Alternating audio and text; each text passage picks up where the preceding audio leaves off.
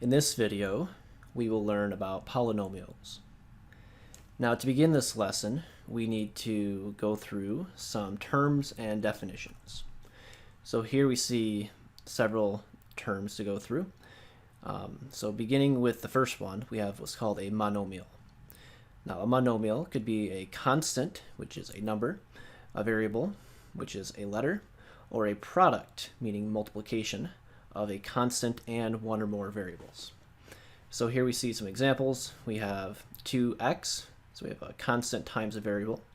Here we have the number 1, that is just a constant, that is a monomial. Here we have 3xyz squared. We have a constant multiplied by several variables.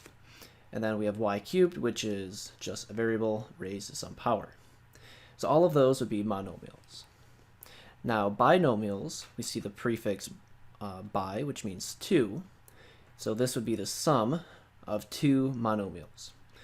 So when it says sum, it could be adding a negative number as well. So here we see the first example. We have 2x and then minus y. We have two terms. We have 2x and then negative y. Next example, we have 3x squared y is one term, and then the 1 would be a second term. Notice they're separated by a plus or minus sign. A plus b, again, we have two terms, each of which is separated by a plus sign. So those would be binomials. Again, bi means 2. And then we have trinomials. Tri means 3. So this is the sum of 3 monomials. Looking at the examples, we have here 1, 2, 3 terms separated by a plus or minus sign. And then here's another example, 3x squared y plus z minus 1. Again, we have 3 terms, each of which is separated by a plus or minus. And then we have a squared plus b squared minus 1. Again, 3 terms, each separated by a plus or minus sign. Next we have polynomial. Poly means more than one. And this actually could also include a monomial. So poly means more than one typically, but here in this definition we have, it could be one term or it could be any number of terms. All right, so x, for example, would be a polynomial because it has a term, one term. A plus b is a binomial because it has two terms, but it's also categorized under the broader category of polynomial. Then here we see 1, 2, 3, 4, 5 terms. That would also be a polynomial. So the terms monomial, binomial, and trinomial, those are subcategories of the broader category of polynomial. And then we have what's called a term, which we already kind of used that in our discussion of the other definitions. But a term is each monomial within the polynomial. So for example, if you have 3xy squared plus 2x minus y, each monomial, so 3xy squared, 2x, and negative y, those would be the 3 terms, because those are the 3 monomials within the polynomial. And then we have what's called similar or like terms. These are terms that are identical or only differ in their coefficients. So basically the variable component must be exactly the same. So for example, we have 2x and 4x. Those are similar or like terms because the variable component, the x's, are identical. They both have x. Whereas 2x and 4x squared are not similar because the variable component is not the same. Here with 2x, we only have an x, and then 4x squared, we have x squared. X and x squared are not the same thing, so therefore those terms are not similar. Next we have what's called the degree. So degree, we can have a degree of a variable, of a term, or of an entire polynomial. So the degree of a variable is going to be the exponent with the variable. So for example, if we had x squared, the degree is 2, because 2 is the exponent with the variable. If we have y to the third power, the degree would be 3, because the exponent with the variable is a 3. Z to the fourth power would have a degree of 4. A to the fifth power would have a degree of 5. And then here, if we had b, okay, if there's no exponent written, there's always an assumed 1 for the exponent. So the degree in this case would be 1. Now, expanding this definition of degree, we're going to now work with the degree of a term. And a degree of a term is the sum of the exponents of the variables. So for example, here we have 3x squared. We look at the exponents with the variables. In this case, it's only the 2. So the degree here would be 2. If we had 5x cubed y squared, here we have two different variables. We have the exponent with the x is a 3, the exponent with y is 2. So the degree of the entire term is the sum of those two exponents. So 3 plus 2 is 5, so the degree would be 5. Another example, we have x to the 5th power times y to the 7th power. So again, here, to find the degree of this entire term, we can add the exponents. So we add 5 plus 7, and that would give you 12. Another example, we have 4x to the 5th times y. And remember that if there is no exponent written, it is an assumed 1. So there's an assumed 1 with the y. And we add the exponents with the variables. So the 5 and the 1 are the exponents we look at. And we add those together to get 6. So the degree of the term would be 6. Now take note if we had a constant such as 5. Notice there is no variable component.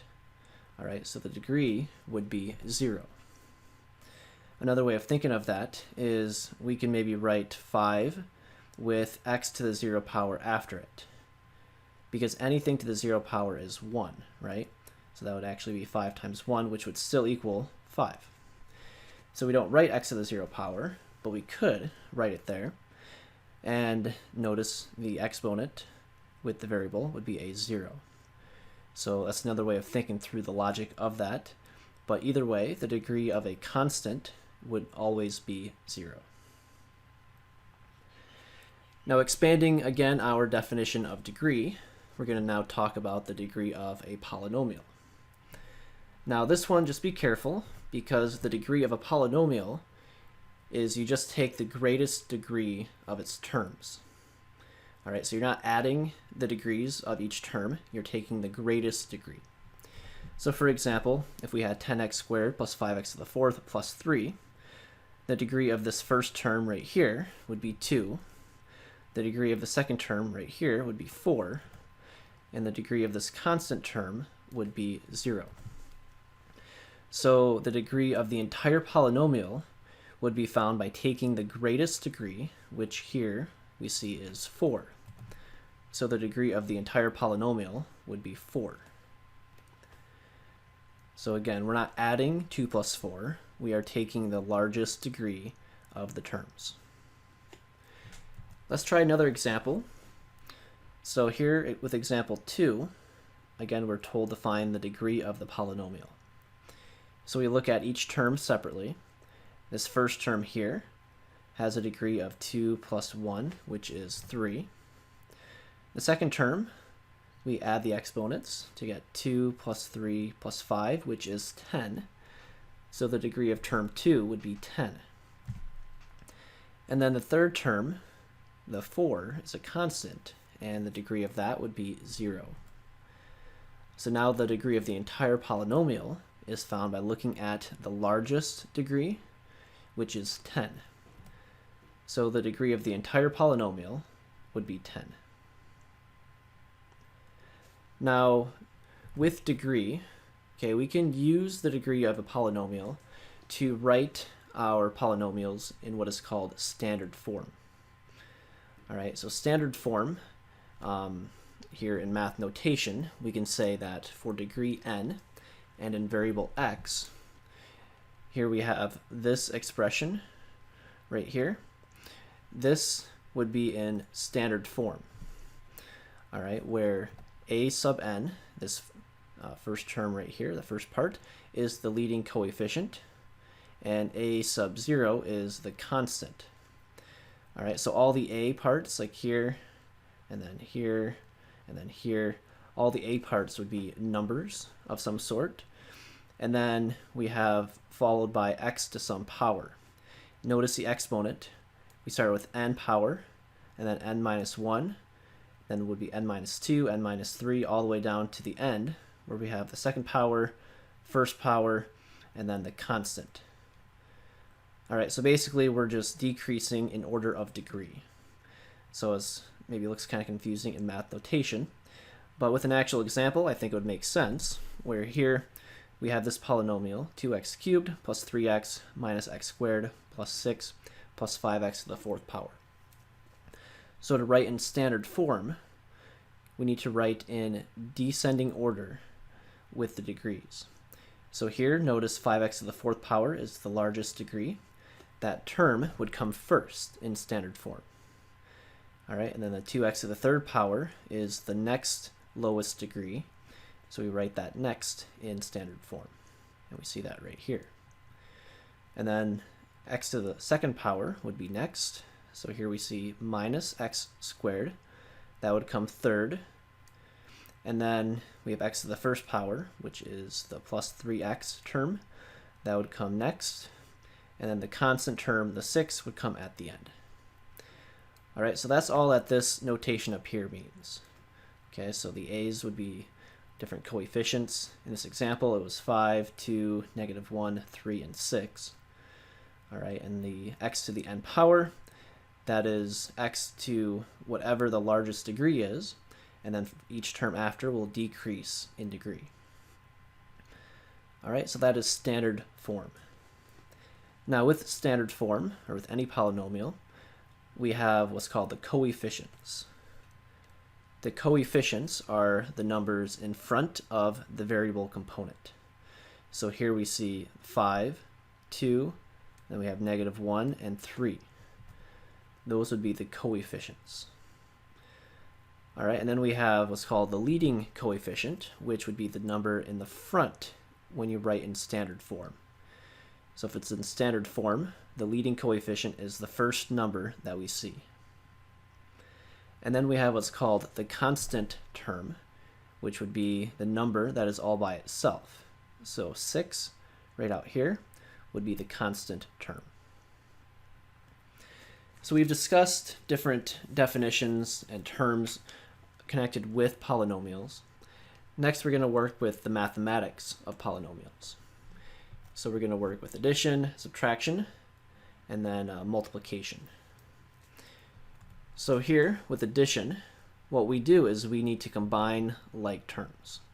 So for example, if we had 4x plus 2 plus 3x minus 8, okay, we can combine like terms.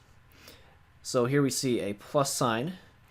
What that means is we can basically just ignore the parentheses.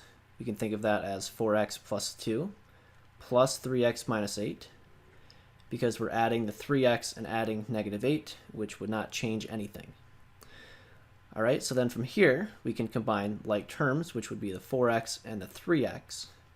So that would give you 7x. And then 2 minus 8, which gives you -6. So when you simplify, or when you add these together, your answer would be 7x minus 6. Now subtraction is pretty much the same idea, and here we can think of that as adding the opposite. So for example, if we had 4x plus 2 minus 3x minus 8, okay, the way that I think through this is this minus sign can go to each part inside of the parentheses. So we're subtracting not only the 3x, but we're also subtracting a -8. So when you subtract a -8, that is the same thing as adding 8. So then from here, we can combine like terms. We have 4x minus 3x, which gives you 1x. And then 2 plus 8 would give you a positive 10. So your simplified answer would be x plus 10. Next, we have multiplication. So multiplication of polynomials is done by basically distributing. All right, so you're distributing multiple times. And here it's given or it's explained here on the slide. It says you can multiply every term in the first polynomial by every term in the second polynomial. So for example, if we had 4x plus 2 times 3x minus 8, you can think of this as distributing the 4x to both terms over here. So we'd have 4x times 3x, and then minus, so 4x times 8. Or you could think of that as plus 4x times negative 8. Either way, you get the same answer. And then we can distribute the 2 to both terms. We would have plus 2 times 3x, and then plus 2 times negative 8. All right, and we see that all typed up right up here. So then you can simplify all of this. So here we have 4x times 3x. 4 times 3 is 12. X times x would be x squared. And then here, this next part, we have 4x times negative 8. 4 times negative 8 is negative 32. And then we have the x. And then next we have 2 times 3x, which gives you a positive 6x. And then we have 2 times negative 8, which gives you a negative 16. So we have this typed up down here. And then we can simplify further. This negative 32x can combine with the 6x. So negative 32 plus 6 would be negative 26. So that would give us 12x squared minus 26x minus 16. Now when you are multiplying binomials like this, so binomial, remember, means two terms. So we have two terms here and then two terms here. When you are doing that, there is a mnemonic or a memory aid that we can use to remember how to multiply. So for example, here we have 3x minus 2 times x plus 4. So as we said, we would have to do 3x times x and 3x times 4. That would give you 3x squared plus 12x. But then we'd have to distribute the negative 2 to both terms. Negative 2 times x, and then negative 2 times 4. All right, so we know we would get that as our answer, and then we can simplify. 12x minus 2x would give you a positive 10x. So that's your answer. But what we did was we took the first terms and multiplied them together. So we did the 3x times x, and that gave you the 3x squared. And then we took the outer terms, the outside parts, the 3x and the 4, and multiplied those together to get the 12x down here. And then we did the inner terms, the negative 2 times x, to get negative 2x. And then we did the last terms, the negative 2 and the 4. And that gave you the negative 8. All right, so we did the first, then outer, then inner, then the last terms. And notice if you take the first letter of each word, it spells the word FOIL. So this method is called the FOIL method. And that is simply a mnemonic or a way to remember the process of multiplying binomials. Now when you multiply binomials, we have some special cases. So the first we have is the sum and difference. So for example, if we are multiplying x plus y times x minus y, okay, when you FOIL these binomials, we would get x squared minus xy plus xy minus y squared. Notice what happens for the middle terms, the negative xy plus xy. So those cancel, and that leaves you with just the x squared minus y squared. So when you're doing this, you can use the shortcut. If we have one plus and one minus, where they're identical except for those signs, you can just multiply the first terms and the last terms. All right, but that's only going to work when you have identical binomials except for the sign in between. The next special case we have is a sum that's being squared. So for example, if you had x plus y squared, remember this would be x plus y times x plus y. So when you FOIL, we would get x squared plus xy plus another xy plus y squared. All right, so what happens is these middle terms would combine, and that gives you plus 2xy. So the shortcut here, when you have something being squared, is your final answer. You're going to take the first value, so in this case the x, and you square it. And then you can take the last value, the y, and then square that. And then the middle term, right here in the center, is found by multiplying x times y and then doubling. So we have 2 times x times y. So the shortcut would be you square the first term, you square the last term, and then multiply and double for the middle term.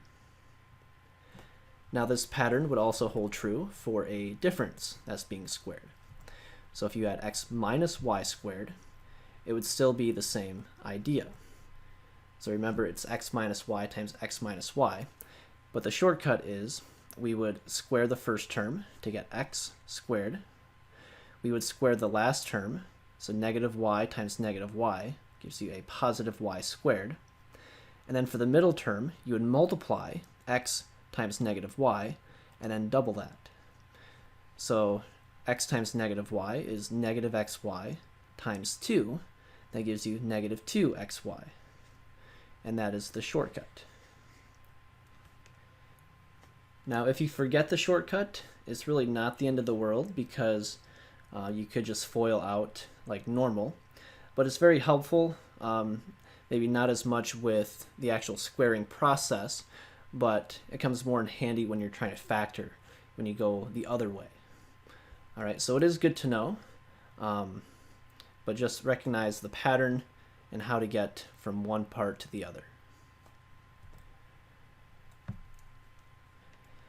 Now, to finish off this lesson, we are going to give you some examples that you can try on your own if you want, and then we're gonna, on the last slide, go through an application problem. All right, so here we see a few examples. The first example, we have a subtraction problem. So for each of these, you're welcome to pause the video if you want to see if you can do this on your own. And then when you're ready, you can unpause and see if you got it correct. All right, so for this one, all right, we're subtracting. So what we do is we can basically just rewrite this first parentheses. And then here we're subtracting a negative 2x squared, which would be the same thing as adding 2x squared. And then we're also subtracting a 7. All right, so then from here, we can simplify. We can combine like terms, 3x squared plus 2x squared. Those combine to give you 5x squared. And then we have minus 5x coming next. And then the 2 minus 7, that would give you a negative 5. So your final answer should be 5x squared minus 5x minus 5. Okay, let's try another example. Here we have a multiplication problem. So this one, we have 3 terms multiplied by 2 terms. So for this one, we need to distribute the 3x squared, the negative 5x, and the 2 to both terms over in the other parentheses. So starting with 3x squared, multiply that by negative 2x squared and by positive 7. That would give you a negative 6x to the 4th power, and then plus 21x squared. And then we can distribute the negative 5x to both terms. So negative 5x times negative 2x squared would be a positive 10x to the 3rd power. And then negative 5x times 7 would be negative 35x. And then we can distribute the 2 to both terms. 2 times negative 2x squared is negative 4x squared. And 2 times 7 would be positive 14. So now we can combine like terms. And looking through this, the negative 6x to the 4th power is by itself. Here we have 10x to the 3rd power. That is also by itself. Then looking at the squared terms, we have 21x squared minus 4x squared. That gives you 17x squared. And then we have the x to the first power, the negative 35x would be by itself, and the plus 14 is by itself. So after distributing, the only things that combine are the x squared terms. So this here would be your final answer.